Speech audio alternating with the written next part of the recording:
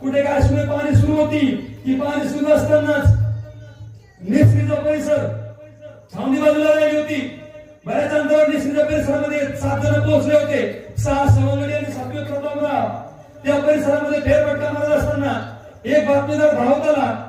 धावत पळत येऊन त्याने मुजरा केला आणि प्रतापराव सांगितलं, सरनोबत सरनोबत, अगदी हाकेच्या अंतरावर बेलोल खान फार मोठी सेना घेऊन आलेला आहे. हाकेच्या अंतरावर बेलोल खान आलेला आहे. शब्द जसे कानावर पडले तसा पातळ पायापासून डोक्यापर्यंत पेटला प्रतापराव. बेभान झाला. बैलोले शब्द कानावर पडताच प्रतापराव बेभान झाला. भयंकर संताप पेटला, चिडला. अरे चा हर महाराजांची गर्जना उठली. तलवारी बाहेर काढला गेला आणि निघाली घोडी तोडत बेभान वेगानं बंदुकीच्या गोळीसारखे निघाले. एका मागे एक 7 जण आणि धुरा उडवीत निसरीच्या दिशेनं बेभान वेगानं चाललेत. गेलेत, पोहोचलेत आणि एका समोर सेनासागर याची पर्वा नव्हती. समोर किती लोक आहे? जवळपास 12 ते 15 हजार सेनासागर होता. त्यांच्या समोर टिकाव लावण्याचं भान विसरलं होतं.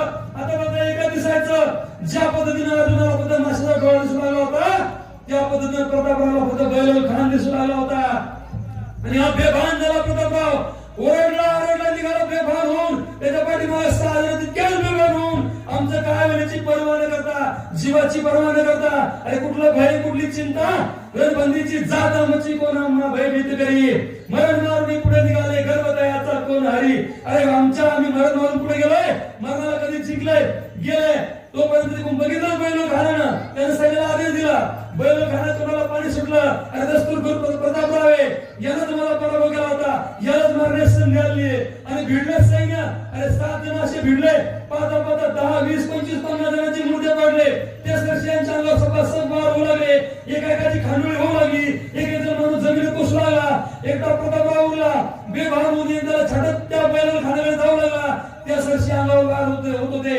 अनेक वार झाले पाहता खांडोळी उडाली आणि खांडोळी होऊन त्या नेसरीच्या खिल्लीमध्ये प्रतापराव आपल्या 6 सवंगड्यांसह धाराशाही पडला. भाजी प्रभू देशपांडे प्रमाणे नेसरीची खिंड आपल्या रक्तानं पावन करून एक नवीन शिवतीर्थ महाराष्ट्राला देऊन आमचा प्रतापराव कायमची चिर शांती घेऊन त्या ठिकाणी विसावला.